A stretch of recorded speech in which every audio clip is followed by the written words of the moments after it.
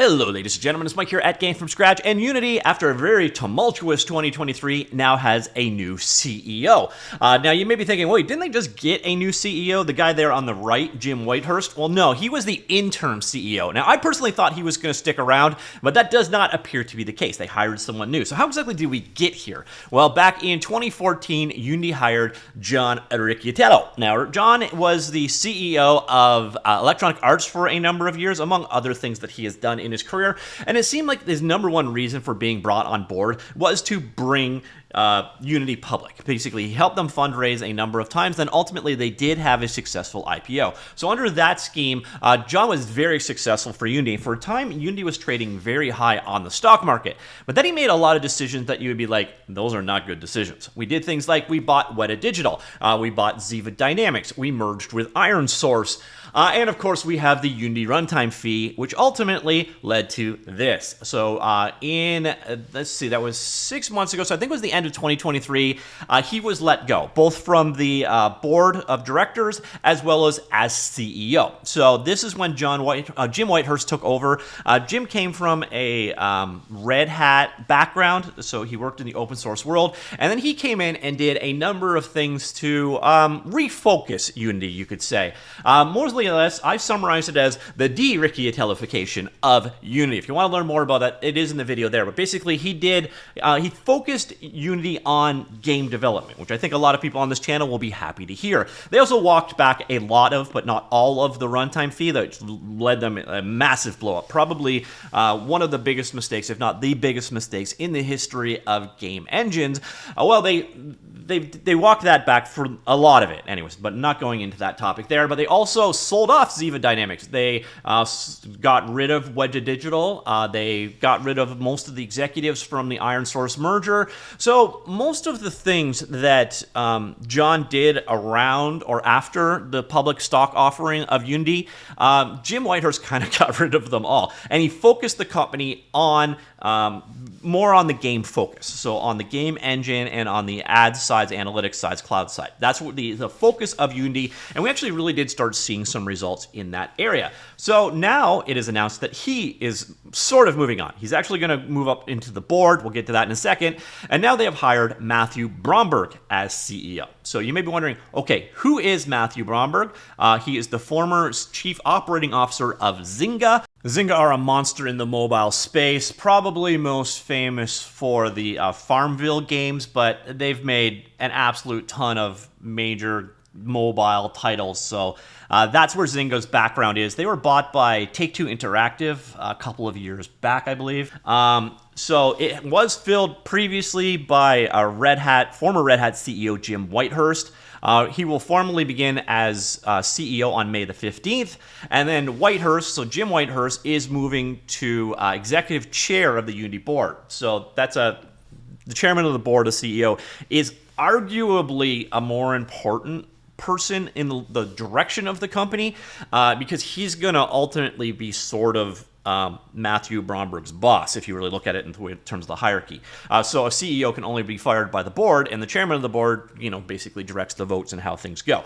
So Jim's impact and direction isn't going to go away because he's going to become the chairman of the board of directors there, and I've been told anyways that he had a hand or a big part in selecting Mathew Bromberg for this role. So the priorities that we have seen from Unity recently that have been pretty encouraging for game developers should, in theory, continue. But obviously, whenever you have a leadership change, things can get a little rocky for a while. So Bromberg filled a slot vacated by John Riccitiello, who resigned last fall after the pricing debacle that left developers extremely angry. I think that's pretty accurately. I wouldn't say they all calmed down, but it's definitely things have gotten more normalized since. Some people have definitely left. Some people are a little wary. Definitely there was trust damage there, but we do seem to be back to business as normal for a lot of people. It's an important time for Unity as it is about to ship Unity 6. By the way, I just did a video yesterday about Unity 6 preview, which was literally just dropped, so if you want to go ahead and check that one out, that was done yesterday.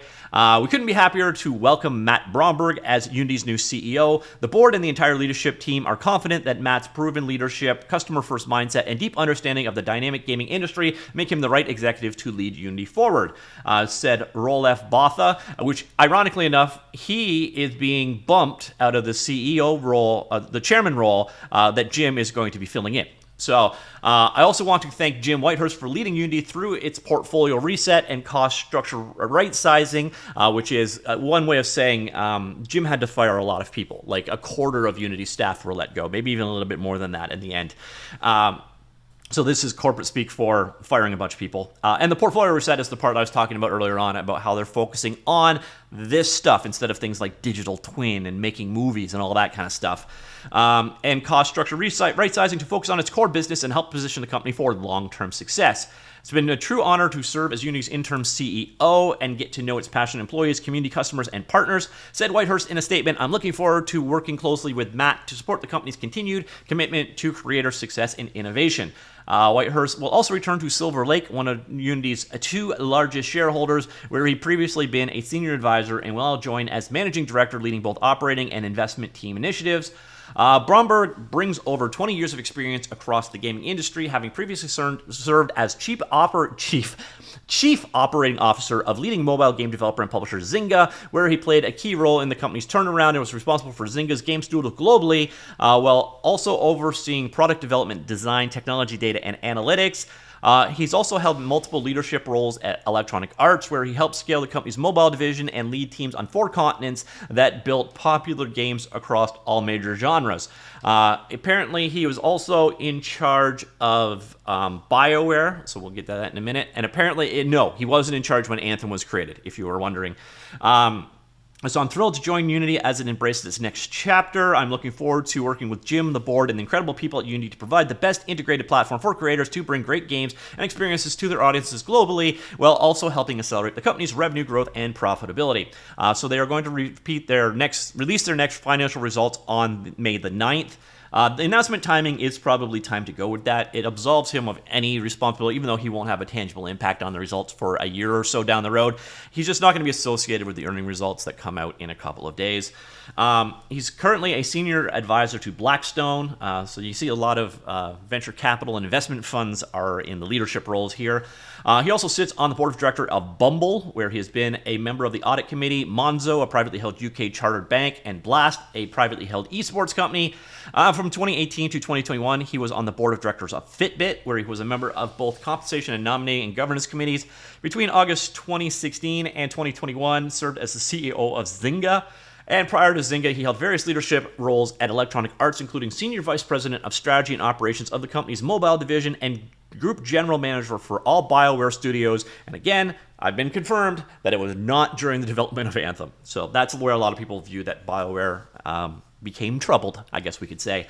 So that is it, ladies and gentlemen. Their new CEO, Mr. Bromberg. I don't really have any opinion on this. I do like the direction that we had under Jim Whitehurst. I do appreciate the fact that Jim Whitehurst is now going to be the chairman of the board of directors. So basically, his influence should continue, as should his direction. And it sounds like he had a strong hand in picking Mathew Bromberg as the next CEO. Now, I know a lot of people are going to look at the fact that this guy is ex-EA, and remember Riccitiello, who is not everyone's favorite CEO, came from EA, but again, I think it's just a matter of let's see what happens. They do seem to be on the right path right now. So this is the new leader. I do like the previous guy. I think Jim Whitehurst was doing a really good job. He may not have even been applying for it. He may have literally come in as an intern with no intention of sticking around. So this is the ultimate end result. Let me know what you think of their choice.